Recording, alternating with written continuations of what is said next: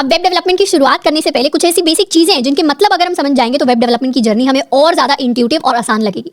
सबसे पहली चीज जिसका मतलब समझने वाले हैं वो है हमारा इंटरनेट। इंटरनेट ऐसी चीज है जिसको हम फोन पर यूज करते हैं, लैपटॉप पर यूज करते हैं, कंप्यूटर्स पर यूज करते हैं, पर इंटरनेट एक्जैक्टली वर्क कैसे करता है। तो यहाँ पर हम इंटरनेट के वर्किंग में बहुत ज्यादा डीप में नहीं जाने वाले, हम बहुत बेसिक सा ओवरव्यू लेने वाले हैं ताकि ऊपर ऊपर से हमें चीजें थोड़ी सी समझ में आ जाए। अब सबसे पहले बात करेंगे इंटरनेट की जो बेसिक डेफिनेशन है उसकी। इंटरनेट को अगर हम समराइज करना चाहें तो उसका मतलब होता है interconnected network of computers around the world. यानी पूरे वर्ल्ड के जो कंप्यूटर्स हैं, यहाँ पर कंप्यूटर्स का मतलब बेसिकली सिस्टम है। सिस्टम में हमारा लैपटॉप भी आ सकता है, सिस्टम में हमारा फोन भी आ सकता है। तो जो भी मशीन, जो भी डिवाइस जो इंटरनेट के थ्रू कनेक्ट हो सकता है उसी को हम यहाँ पर कंप्यूटर्स कह रहे हैं। तो जब दुनिया भर के कंप्यूटर्स एक दूसरे से कनेक्टेड हो जाते हैं तो एक नेटवर्क ऑफ कंप्यूटर्स बनते हैं जिसमें बहुत सारे इंटरकनेक्टेड कंप्यूटर्स होते हैं एंड इसी नेटवर्क को हम इंटरनेट कह देते हैं। अब इसको बहुत बेसिक से समझें, अगर मेरे पास एक कमरे के अंदर दो कंप्यूटर्स हैं, मान लेते हैं मेरे पास कोई एक कंप्यूटर है, let's call it A, and मेरे पास एक और दूसरा कंप्यूटर रखा हुआ है कमरे के अंदर, उसका नाम है दूसरे का बी। अब इन दोनों कंप्यूटर्स को अगर मुझे कनेक्ट करना है तो कनेक्ट करने के लिए हम क्या कर सकते हैं, एक वायर ले सकते हैं जिसको हम एक कंप्यूटर से दूसरे कंप्यूटर तक जोड़ सकते हैं। जैसे ही हमने दोनों कंप्यूटर्स को जोड़ दिया, इन दोनों कंप्यूटर्स को एक दूसरे को डेटा ट्रांसफर करना आसान हो जाएगा। ए वाला कंप्यूटर बी वाले कंप्यूटर को अपनी फाइल्स भेज सकता है, बी वाला कंप्यूटर ए वाले कंप्यूटर को अपनी फाइल्स भेज सकता है। तो एक तरीके से कह सकते हैं कि ये दोनों कंप्यूटर एक दूसरे से बात करने लग जाएंगे। अब इसी चीज को अगर हम बहुत बार रेप्लिकेट कर दें, डुप्लीकेट कर दें, मल्टीप्लाई कर दें तो उसी को हम इंटरनेट कहेंगे। यानी एक ऐसा लंबा सा वायर जिससे बहुत सारे कंप्यूटर्स का एक तरीके से नेटवर्क फॉर्म हो रहा है और उसमें काफी सारे इंटरकनेक्टेड डिवाइसेस हैं, उसी को हम इंटरनेट कहते हैं। तो इंटरनेट हमारे घर पर कैसे आता है, हमारे घर पर इंटरनेट को लाने के लिए हम केबल्स को यूज करते हैं। तो जब भी वाईफाई या राउटर सेटअप होता है या डिवाइसेस में हमें इंटरनेट यूज करना होता है तो हमेशा बाहर की कंपनी से पहले एक केबल आता है जो घर में जोड़ा जाता है। उसी तरीके से लंबे लंबे बड़े बड़े केबल्स होते हैं जो एक जगह से दूसरे जगह पर कंप्यूटर्स को इंटरकनेक्ट करते हैं।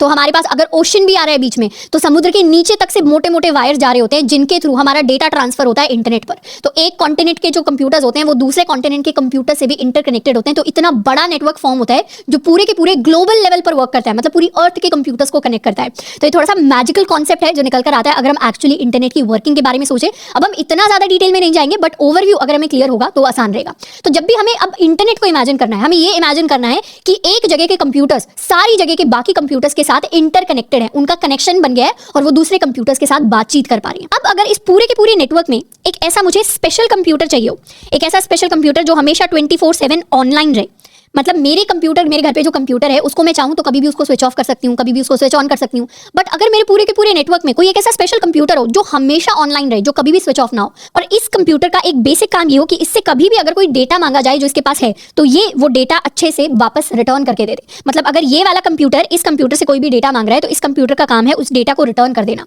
तो हम कह सकते हैं कि मेरा ये जो स्पेशल वाला कंप्यूटर है ये एक सर्वर है।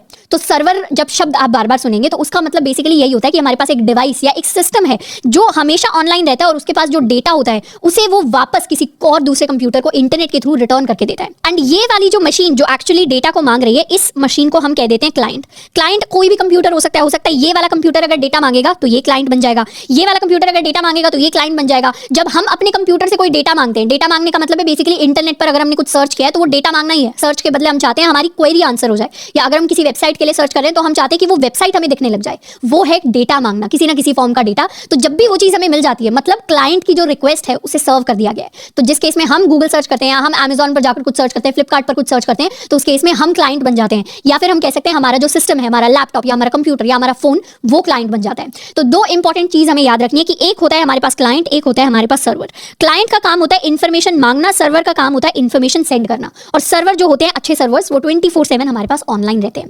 अब हर जो कंप्यूटर एक इंटरनेट के अंदर आता है, हर एक कंप्यूटर के पास अपना एक यूनिक आईपी एड्रेस होता है। इस कंप्यूटर का एक अलग आईपी एड्रेस होगा, इस कंप्यूटर का एक अलग आईपी एड्रेस होगा, इस कंप्यूटर का एक अलग आईपी एड्रेस होगा और हमारे सर्वर का भी एक अलग आईपी एड्रेस होगा।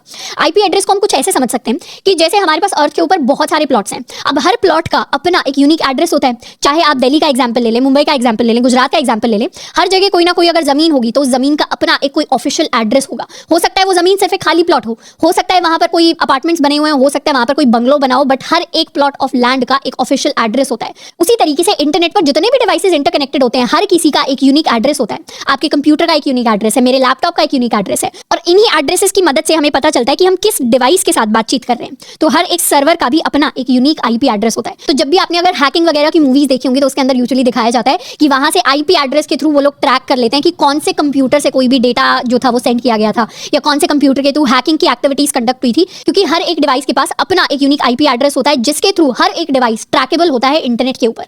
अब बात करते हैं कि इंटरनेट एग्जैक्टली वर्क कैसे करता है। अब जब भी हमारा जो क्लाइंट होता है, क्लाइंट यानी कोई भी कंप्यूटर, क्लाइंट आप भी हो सकते हैं, क्लाइंट मैं भी हो सकती हूँ। क्लाइंट बेसिकली वो कंप्यूटर है जो इंटरनेट को यूज करना चाहता है, इंटरनेट पर कुछ सर्च करना चाहता है, ब्राउज करना चाहता है। अब मान लेते हैं क्लाइंट ने कोई रिक्वेस्ट की। अब ये रिक्वेस्ट कुछ भी हो सकती है, हो सकता है कि हम जो क्लाइंट है वो अमेजॉन पर कुछ सर्च करना चाहते हैं या फिर हम गूगल पर कुछ सर्च करना चाहते हैं। तो जैसे ही हम किसी भी वेबसाइट के लिए सर्च करते हैं तो सबसे पहली हमारी जो रिक्वेस्ट होती है वो हमारे इंटरनेट सर्विस प्रोवाइडर के पास जाती है। हो सकता है हमने आईएसपी का नाम ना सुना हो, पर हमने एयरटेल, जियो, वोडाफोन, एयरसेल, इस तरीके के अलग अलग जो कंपनीज है उनका नाम सुना होगा। ये सारी की सारी कंपनीज हमारे इंटरनेट सर्विस प्रोवाइडर्स होते हैं, यानी ये हमें इंटरनेट की सर्विस प्रोवाइड करते हैं। हमारे फोन पर, लैपटॉप पर, कंप्यूटर पर इंटरनेट सिर्फ इसीलिए वर्क कर पाता है क्योंकि एयरटेल हमें इंटरनेट दे रहा है या फिर जियो हमें इंटरनेट दे रहा है या कोई और कंपनी हमें प्रोवाइड कर रही है इंटरनेट के साथ। तो सबसे पहले हमारी जो रिक्वेस्ट होती है वो हमारे आईएसपी के पास जाती है। अगर मैंने गूगल पर अपना college.in सर्च किया तो सबसे पहले वो रिक्वेस्ट जो होगी, अगर मैं जियो यूज कर रही हूं अपने फोन के अंदर, तो वो जियो के पास रिक्वेस्ट जाएगी। फिर जियो क्या करता है, या जो भी मेरा आईएसपी है वो क्या करता है, वो जाता है डीएनएस के पास। डीएनएस का मतलब होता है डोमेन नेम सिस्टम।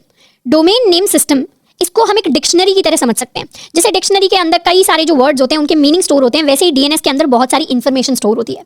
या फिर इसे अगर हम एड्रेस बुक की तरह इमेजिन करें, जब हम बहुत छोटे होते थे, जब हमारे पास mobile phone, internet, computer, laptop ये सब कुछ नहीं होता था ना, हमारी दादाजी की जनरेशन में, तो उस टाइम पर क्या होता था, लोगों के पास एड्रेस बुक होती थी। एड्रेस बुक में क्या होता था, आप नाम से सर्च कर सकते थे किसी भी व्यक्ति का फोन नंबर और उसका एड्रेस। तो इस तरीके की बुक को अगर थोड़ा सा डिजिटल बना दे तो उसी को हम डीएनएस कहेंगे।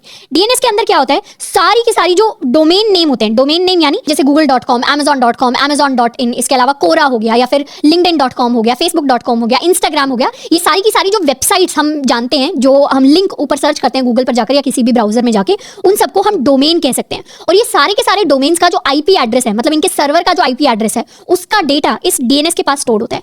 मतलब इसे पता है कि google.com का जो सर्वर है उसका आईपी एड्रेस क्या होने वाला है, या amazon.com का जो सर्वर है उसका आईपी एड्रेस क्या होने वाला है। तो ये डीएनएस क्या करता है, आईएसपी को, इंटरनेट सर्विस प्रोवाइडर को आईपी एड्रेस रिटर्न करता है। फिर क्लाइंट के पास भी सेम आईपी एड्रेस आता है। फिर क्लाइंट क्या करता है, सीधा एक रिक्वेस्ट डालता है आईपी एड्रेस को, और वो किसका आईपी एड्रेस है, वो गूगल के सर्वर का आईपी एड्रेस हो सकता है, वो अमेजॉन के सर्वर का आईपी एड्रेस हो सकता है। तो इस तरीके से हमारा जो क्लाइंट है वो फिर डायरेक्टली हमारे सर्वर के साथ कम्युनिकेट कर पाता है, यानी बातचीत कर पाता है। तो एक क्लाइंट जब एक सर्वर कंप्यूटर के साथ कनेक्ट करता है, उससे पहले उसे सर्वर कंप्यूटर का आईपी एड्रेस चाहिए। वो उसे कैसे मिलेगा, पहले वो इंटरनेट सर्विस प्रोवाइडर से पूछेगा, आईएसपी बोलेगा मुझे नहीं पता, तो वो डीएनएस से पूछेगा, डीएनएस बोलेगा मुझे सब पता है, तो डीएनएस आईएसपी को बता देगा, आईएसपी क्लाइंट को बता देगा, फिर क्लाइंट क्या करेगा, सर्वर से जाकर डायरेक्टली बात कर लेगा। तो जो भी हमारी वेबसाइट जिसको हम गूगल पर जाकर सर्च करते हैं, उससे हम पहले डायरेक्टली बात नहीं करते, पहले हम उसके आईपी एड्रेस को निकालते हैं और फिर आईपी एड्रेस से हम बात करते हैं। जैसे अगर मैं आपको एग्जांपल दूं तो एक nslookup.io नाम की एक वेबसाइट है। इस पर अगर मैं चाहूं तो let's suppose I search for amazon.in। amazon.in मैंने सर्च किया तो उसका आईपी एड्रेस क्या होगा, ये उसका आईपी एड्रेस है जो मुझे यहां पर दिखाई दे रहा है। मैं चाहूं तो गूगल का भी आईपी एड्रेस सर्च कर सकती हूं। जैसे मैंने सर्च किया google.com, तो इसका आईपी एड्रेस मुझे यहां पर दिखाई दे जाएगा।